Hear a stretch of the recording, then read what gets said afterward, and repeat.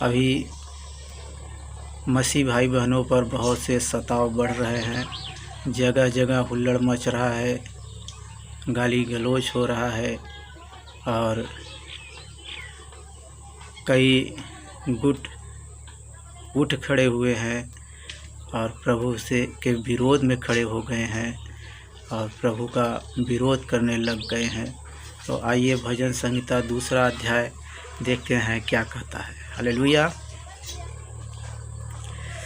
जाति जाति के लोग क्यों हुल्लड़ मचाते हैं और देश देश के लोग व्यर्थ बातें क्यों सोच रहे हैं। प्रभु के पहले ही वचन में लिखा है, भजन संहिता 2 अध्याय पहला ही वचन बता रहा है कि जाति जाति के लोग क्यों हुल्लड़ मचा रहे हैं, मतलब हल्ला गुल्ला क्यों मचा रहे हैं, झगड़ा क्यों कर रहे हैं, बेवजह चर्च में जाकर झगड़ा करने लग जाते हैं। प्रभु के वचन में लिखा है कि तुम जाति जाति के लोगों के बीच में जाओ और परमेश्वर के बातों का प्रचार करो, परमेश्वर के आज्ञा को मानना सिखाओ। तो प्रभु के लोग हर देश में फैले हुए हैं और हर देश में प्रभु के नाम का प्रचार किया जा रहा है और बहुत जगह बैन भी लगा है बाइबिल को लेकर जाना, लेकिन जहाँ बैन नहीं लगा है वहाँ पर तो कम से कम प्रभु के वचन का प्रचार होना ही चाहिए। तो हमारे देश में, भारत देश में एक महान व्यक्ति हुए जिसका नाम बाबा साहब भीमराव अंबेडकर है और उन्होंने ही हमें संविधान में ये अधिकार दिया है कि हम किसी भी धर्म को चुन सकते हैं, उसका प्रचार कर सकते हैं, प्रचार प्रसार कर सकते हैं। इस पे हमें कोई रुकावट नहीं, कोई बंधन नहीं है कि अपनैती जमाते हैं, कहते हैं कि ये मेरा देश है, जो कि वो खुद नहीं जानते कि जब ये देश गुलामी में था तो अकेले उनकी बल पर ये गुलामी से छुटकारा इस देश को नहीं मिला। सब मिल के लड़े, सब मिल के डटे, तब जाके इस देश का छुटकारा हो पाया। फिर भी छुटकारा नहीं हो पाया था, लेकिन उन्होंने समझौता किया कि तुम अपने देश को अच्छे ढंग से चला सकोगे, इसके लिए तुम मुझे उस कानून व्यवस्था लिख कर दो, संविधान बना के दो, तब यहाँ का छुटकारा मिलेगा। तब बाबा साहब ने संविधान लिखा और उसी संविधान के बल पर आज हमारा देश चल रहा है और मनुवादी धर्म पर नहीं चल रहा है, क्योंकि इस देश में कई बार गुलामी का सामना इस देश ने किया है। इसके पहले आर्यों ने गुलाम बना के रखा इस देश को, फिर आर्यों के बाद इस्लामों ने गुलाम बनाया, मुस्लिमों ने गुलाम बनाया और मुसलमानों के बाद अंग्रेज़ों ने गुलाम इस देश को बनाया। और फिर अंग्रेज़ इतना सताने लगे कि यहाँ के लोग पहले से ही सताए गए हुए थे आर्यों से, और आर्य लोगों को मुसलमानों ने सताया और मुसलमान को और आर्य लोग को भी अंग्रेज़ों ने सताया। तो वजह यह था कि यहाँ के लोग प्रभु के ऊपर विश्वास नहीं करते थे, परमेश्वर के ऊपर विश्वास नहीं करते थे। उनका मानना था, उनका विश्वास यही था कि हम जो कर रहे हैं वही ठीक है, जबकि उनके मन में ये बात रहती थी कि हम इस मूर्ति का पूजा करें, उस मूर्ति का पूजा करें जो परमेश्वर की दृष्टि में एकदम बुरा है। और जब हम मूर्ति पूजा करते हैं तो परमेश्वर को क्रोध आता है और परमेश्वर हमसे नफ़रत करता है। तो लेकिन यहाँ के लोग मूर्ति पूजा पर ज़्यादा बल देते थे और आज भी बहुत से लोग मूर्ति पूजा पर ही बल दे रहे हैं और मूर्ति पूजा पर ही विश्वास करते हैं। मूर्ति पूजा को कहते हैं कि ये मेरा धर्म है, मेरे धर्म को बुरा न कहो। ठीक है, तुम अपने वो जो तुम्हारी मर्जी है वो करो, लेकिन प्रभु के लोगों को क्यों सताते हो।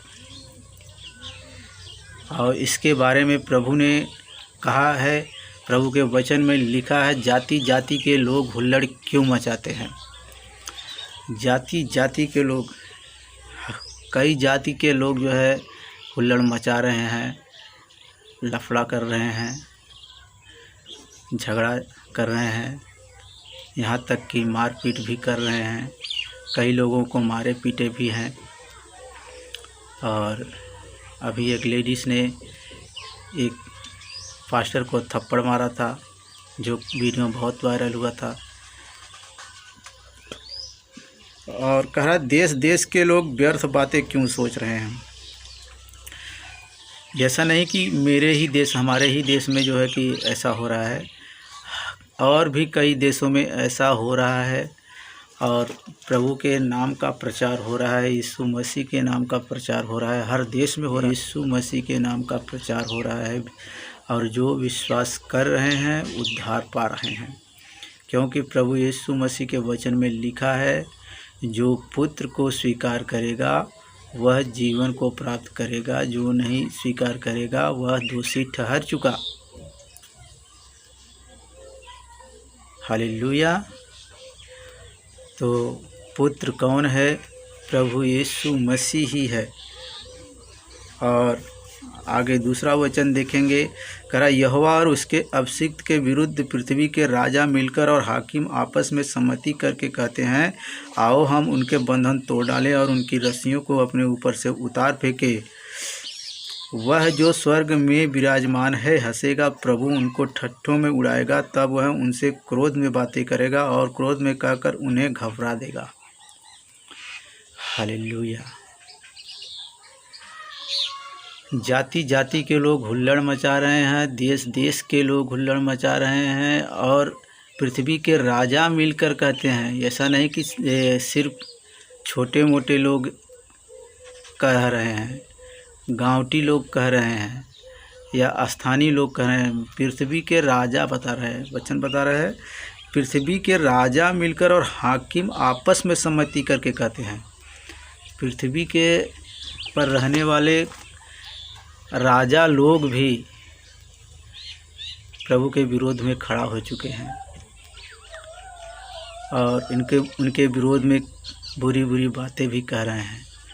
लेकिन परमेश्वर का वचन कहता है कि परमेश्वर के अभिषिक्त के विरुद्ध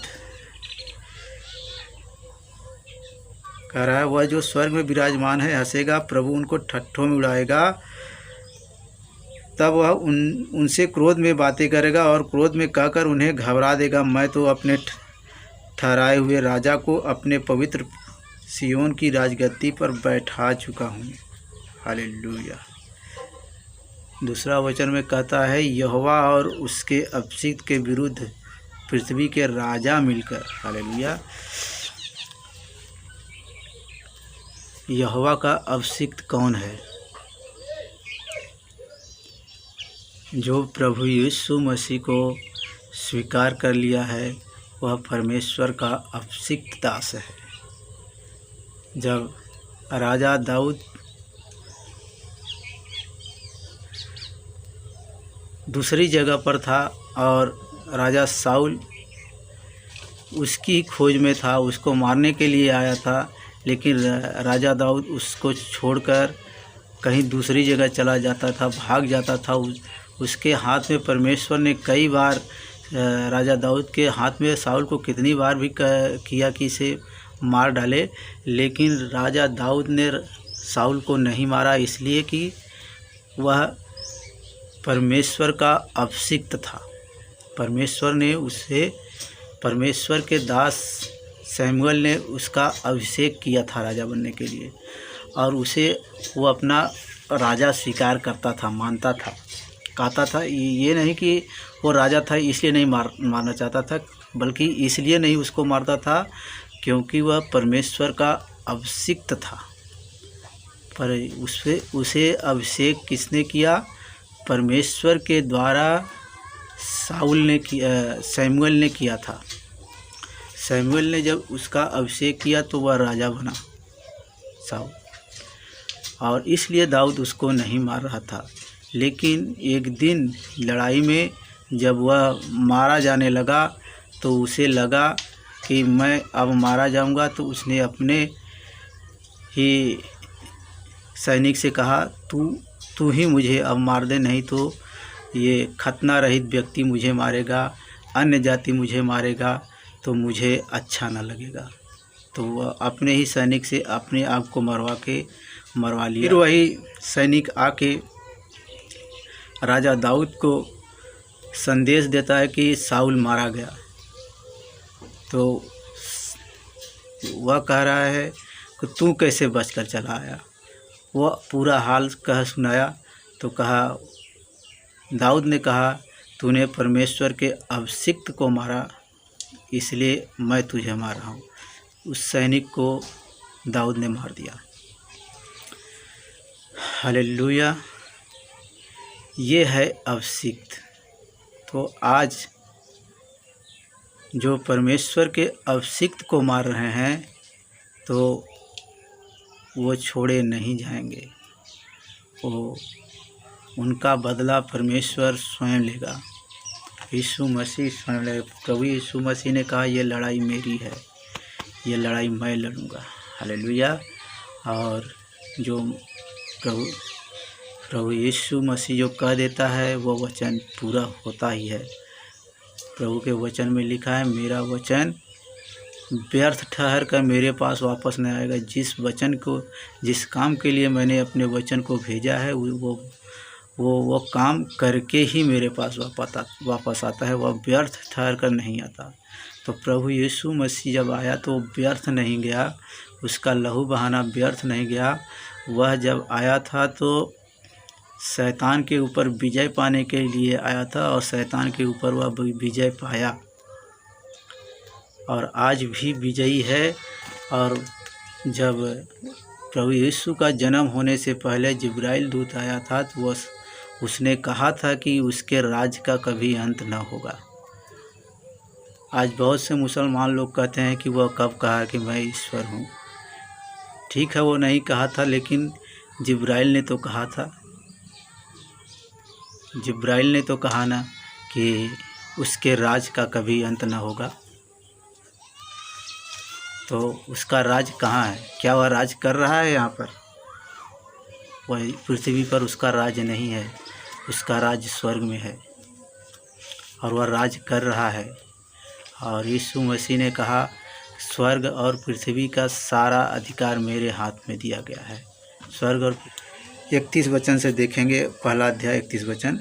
देख, तू गर्भवती होगी और तेरे एक पुत्र उत्पन्न होगा, तू उसका नाम यीशु रखना। वह महान होगा और परम प्रधान का पुत्र कहलाएगा, और प्रभु परमेश्वर उसके पिता दाऊद का सिंहासन उसको देगा, और वह याकूब के घराने पर सदा राज करेगा, और उसके राज का अंत न होगा। वह याकूब के घराने पर सदैव राज करेगा, मतलब इसराइल पर हमेशा सदैव राज करेगा, और उसके राज का कभी अंत न होगा। इसराइल का मतलब ये होता है कि परमेश्वर का चुना हुआ। हालेलुया। जिसे परमेश्वर ने चुना है वह इसराइल कहलाता है। हालेलुया। इसराइल सिर्फ एक देश ही नहीं है, बल्कि परमेश्वर का चुना हुआ है। हालेलुया।